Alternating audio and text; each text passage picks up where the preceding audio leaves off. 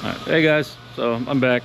It's been about 7 or 8 months or so. Sorry, I was deployed doing some stuff over in the Middle East and whatnot, but I'm back now. So I'm just gonna do a quick video updating what the plans are for the upcoming new year. So before I left, well, we're gonna start with the garage. So before I left, we were talking about doing a doing like a metal building. So originally I was going to do a 20 by 40, but that was when I was under the impression that my garage, come over here to the side, was 16 long and 20 wide. Turns out I was actually reading my survey backwards, or I had misremembered it backwards, because it is 16 wide and 20 long. And if you notice, between here, where my garage space ends basically, and the front of the car, it's probably about 6 feet. So it's not really a whole lot of space. Plus, with the engine being in the way, there's just not really a whole lot. And then we come back here, not really going to be able to see it too well, but the bumper is probably about 2 feet away from the wall. So there's not a whole lot of space. So instead, what we're going to do is a 25 by 35. So we're going to come out 5 feet, probably to about here, and then we're going to go out to 35 long, or wide, excuse me. So that's going to give me space for 2 cars, and which 2 cars go in there, I don't really know. It's going to kind of depend. What I might do is just put the BMW on a chassis table and just kind of stuff that in the corner. The Hudson needs to go onto a rotisserie, and then the Suburban needs to get put onto a lift because we're doing a frame swap.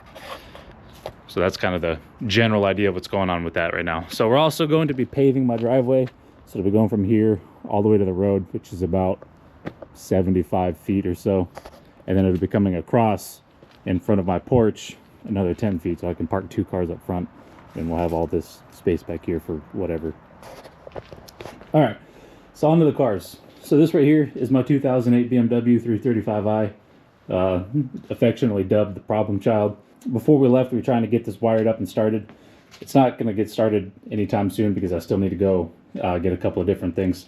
I got most of the sensors, I got most of the stuff, and in fact, a lot of the wires are right here. So in the next video, we're going to try to get this wired up and then see if we can't get it to crank, which is going to require me going to some store, getting a cheap laptop or something so I can run the Dominator, or tune the ECU, essentially, because the only other computer I have is a desktop, and that is in my bedroom, which is too far away for that to be a reasonable thing to do. So gotta go get a computer for this. I've got a deposit down for somebody to do the cage work.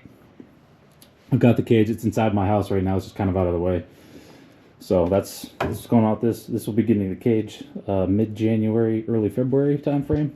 This engine will be getting, well, nothing really, just gonna be doing the wiring and stuff on it. All right, so this is my 1954 Hudson Hornet Special. This is the 4-door version.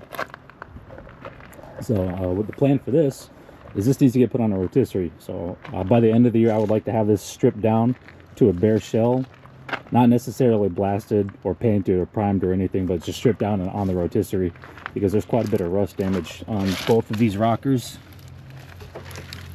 Going across there. And then on the lower part of the wheel wells on both sides.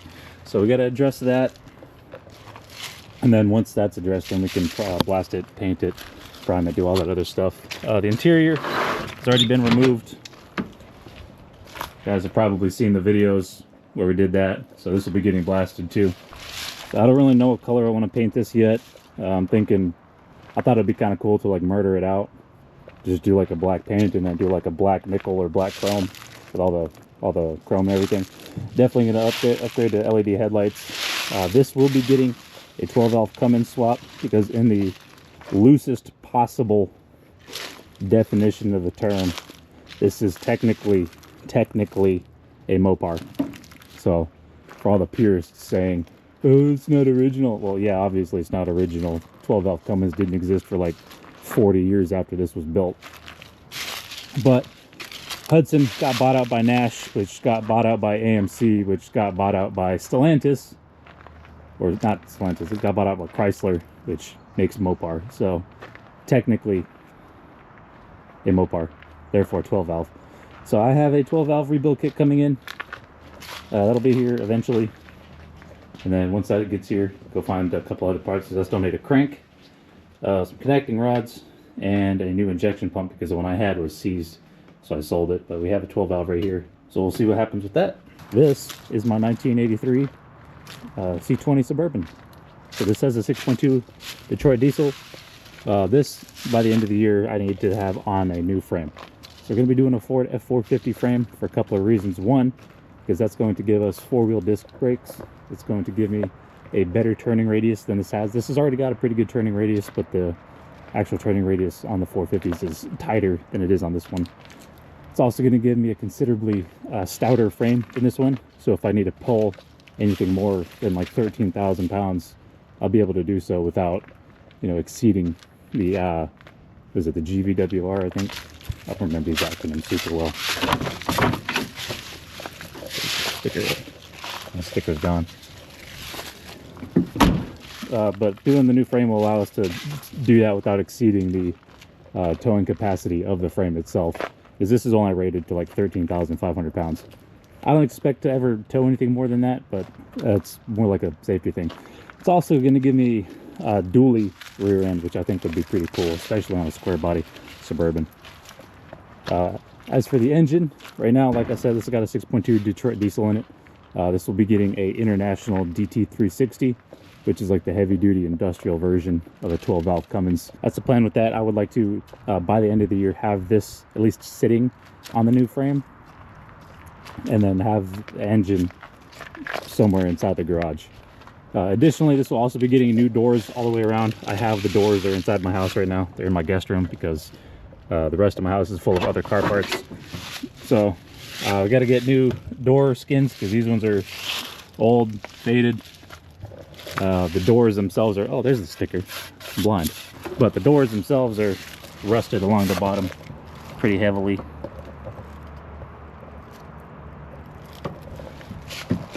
This door doesn't open. It's not locked or anything, so that's just getting cut off. But we're going to take this glass out, clean it off, transfer it to the new doors. I also have new weather seal kits to go all the way around. So I got all new doors, except for these back two doors. You guys remember we went to New Jersey to get doors, so to get barn doors. So I did find some glass, got some glass on order from Classic Industries. So that'll be here in a couple of days. So we can take these doors off, because this door specifically, you can see, is damaged.